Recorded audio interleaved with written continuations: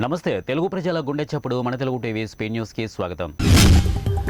ఒంగోలులోని వెంకటరమణ హాస్పిటల్లో doctor YSR Aarogyasri పథకం కింద లబ్ధిదారులకు అందుతున్న వైద్య సేవల గురించి జిల్లా కోఆర్డినేటర్ హేమంత్ ఆరా తీశారు. కొంతమంది లబ్ధిదారులతో నేరుగా మాట్లాడారు. చికిత్స పొందుతున్న వారి కుటుంబ సభ్యులతో కూడా మాట్లాడారు.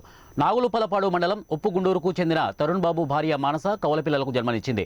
నెలలు నిండక ముందే వారు పుట్టడంతో గత నెల 21వ తేదీ వెంకటరమణలో చేర్పించారు. ఇక ఈ నేపథ్యంలో ఆరోగ్యశ్రీ జిల్లా కోఆర్డినేటర్ హేమంత్ కేసు స్థితిగతులను తెలుసుకున్నారు.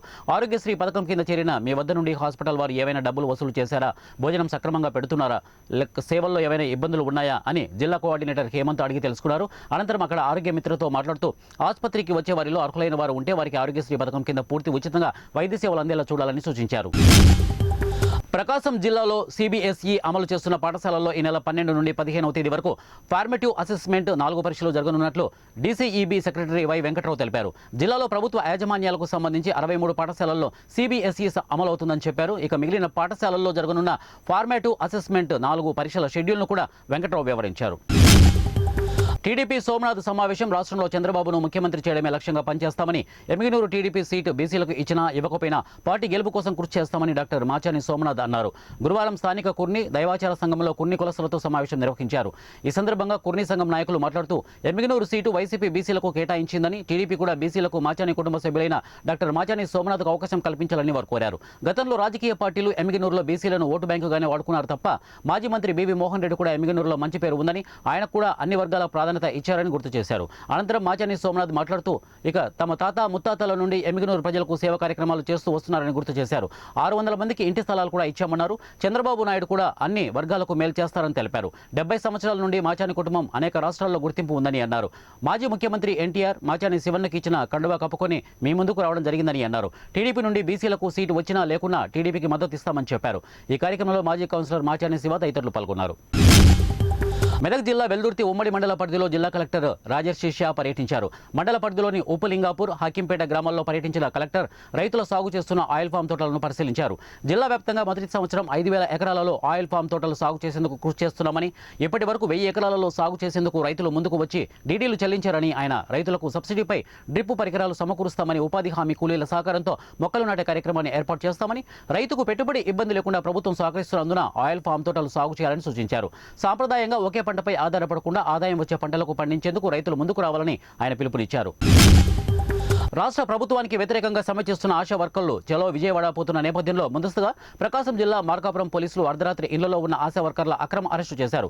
అక్రమ అరెస్టులకు నిరసనగా యూనియన్ నాయకుల ఆధ్వర్యంలో తమ సమస్యలను పరిష్కరించాలని రాష్ట్ర ప్రభుత్వం డౌన్ డౌన్ అంటూ నినాదాలు చేస్తూ నిరసన తెలిపారు. తమకు కనీస వేతనం ఇవ్వాలని, రాష్ట్ర ప్రభుత్వం తమ సమస్యల పరిష్కారానికి చర్యలు తీసుకోవాలని డిమాండ్ చేశారు. పోలీస్ స్టేషన్ ఎదుట నిరసన తెలుపుతున్న ఆశా వర్కర్లను పోలీసులు అరెస్టు చేశారు. అక్రమంగా అరెస్ట్ చేసిన ఆశా కార్యకర్తలను విడుదల చేయాలని అన్నారు. కడప జిల్లా ప్రొద్దుటూరు వైసీపీ ఎమ్మెల్యే అభ్యర్థి తానేనంటూ ప్రొద్దుటూరు ఎమ్మెల్యే రాచమల్లు శివప్రసాద్ రెడ్డి చెప్పుకోవడం విడ్డూరంగా ఉందని ఎమ్మెల్యే అసమ్మతి వర్గం జిల్లా సర్పంచుల సంఘం అధ్యక్షుడు, కొత్తపల్లి మేజర్ పంచాయతీ అధ్యక్షుడు శివచంద్రారెడ్డి అన్నారు. పార్టీ అధిష్టానం నుంచి అధికారికంగా ప్రకటన రాకముందే ఎలా ప్రకటించుకుంటారని అన్నారు. ప్రొద్దుటూరు ఎమ్మెల్యే అభ్యర్థిత్వంపై ముఖ్యమంత్రి మరోసారి ఆలోచించాలని కోరారు. ప్రొద్దుటూరులో సర్వే చేసిస్తే ఎక్కడ పరిస్థితి తెలుస్తుందని ప్రొద్దుటూరు ప్రజలు మార్పు కోరుకుంటున్నారని తెలిపారు.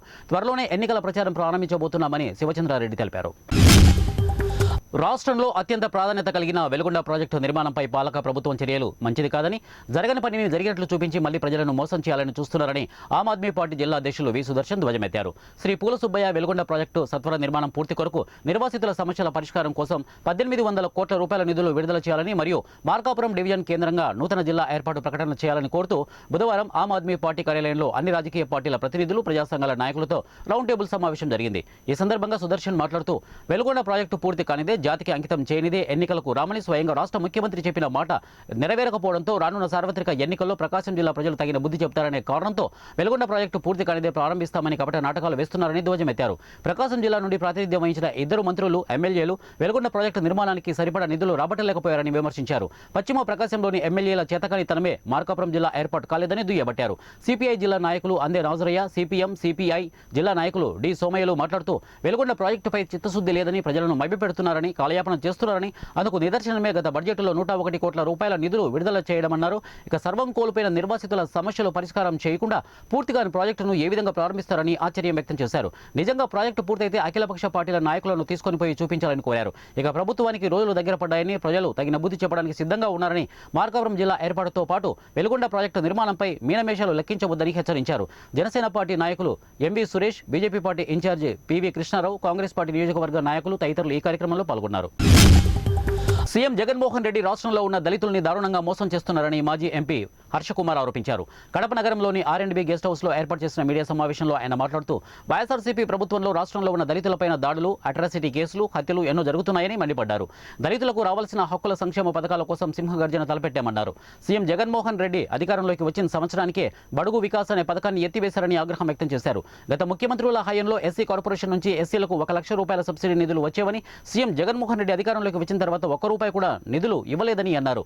ఇక జగన్ ఆవాజ్ ప్రయోజన్కి 1 రూపాయి కూడా సబ్సిడీ ఇవ్వలేదని, వాహనాలు తీసుకున్న వారందరూ గగ్గోలు పెడుతున్నారని అన్నారు.